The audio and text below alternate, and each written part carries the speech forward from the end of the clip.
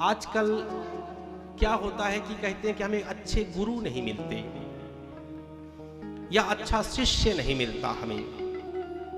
याद रखिए, जिस दिन आप परीक्षित बन जाओगे ना, बहुत बड़ी बात बोल रहे हैं, जिस दिन आप सच्चे परीक्षित बन जाओगे, सुखदेव स्वयं ढूंढ लेंगे, गुरु स्वयं ढूंढ लेगा। पात्रता होनी चाहिए। जिस दिन आप कौशल्या बन जाओगे, उस दिन स्वयं आपके कोख में राम आ जाएंगे। पात्रता की जरूरत है। आपका पात्र छोटा है और चाहते आप इतना हो तो इम्पॉसिबल है, असंभव है, वो चीजें आपको प्राप्त नहीं होगी। बढ़ाना है तो पात्रता को बढ़ाइए। बताइए, कोई अगर 10वीं किया है तो कौन सी जॉब लगेगी उसकी?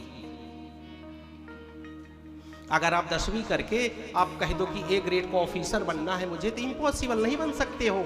संसारी जीवन में भी पात्रता जरूरी है, डिग्री जरूरी है, एजुकेशन जरूरी है।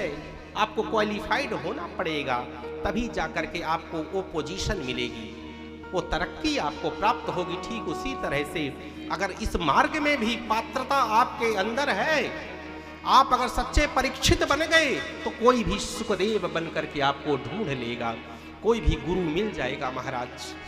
और वो गुरु आपको 7 दिन में मुक्त कर देगा। 7 दिन बंधुओं, ये परीक्षित दरअसल कोई और नहीं है, वो परीक्षित हम सब हैं और हमें मरना है एक दिन।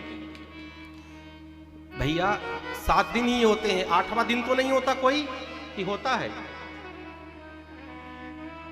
कोई सोम को मरेगा, कोई मंगल को, कोई बुध को, कोई गुरु को, कोई शुक्र को, कोई शनि को, कोई रवि को। इसके अलावा तो दिन ही नहीं है। मरना सबको इन्हीं 7 दिनों में है। अब ये है कि वो परीक्षित जो थे, उन्हें मृत्यु का भय था, उन्हें जीवन को सुधारना था।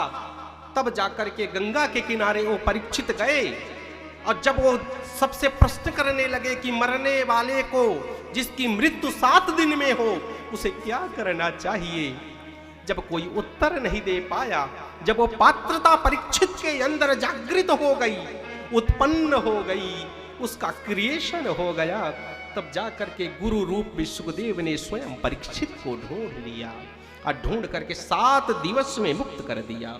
और गुरु ने पूछा, कहो परीक्षित, अब तो मृत्यु का भय नहीं है, मृत्यु का भय तुम्हें सता तो नहीं रहा? तो परीक्षित ने कहा, अब मृत्यु आए या जाए मुझे कोई फर्क नहीं पड़ता, मैं तो जीते जी मैं मुक्त हो गया हूं। बंधन मन का होता है, ये मन से ही सब व्यक्ति हार जाते हैं। मन जीवन में बंधुओं कभी तन से हार जाना। याद रखिए, कितनी विषम परिस्थिति आ जाए, सब कुछ लुट जाए, सब कुछ चला जाए, लेकिन एक संभावना रहती है वापस आने की, तन से हार जाना, लेकिन मन से कभी मत हारना। अगर मन से अगर आप हार गए, तो मान के चलिए कि जीवन आपका विनष्ट हो गया। मन से आपको नहीं हारना है, क्योंकि आपका जो रखवाला है वो गोविंद है। अगर पांडव हार जाते ना, पांडव को लाक्षागृह में जलाने की कोशिश की गई, विष देने की कोशिश की गई। उदाहरण से हम अपने जीवन को संवार सकते हैं। इतिहास हमें सुधरने का मौका देता है। हम महाभारत को जब पढ़ते हैं तो पांडव के जीवन में कितनी परीक्षाएं हुई।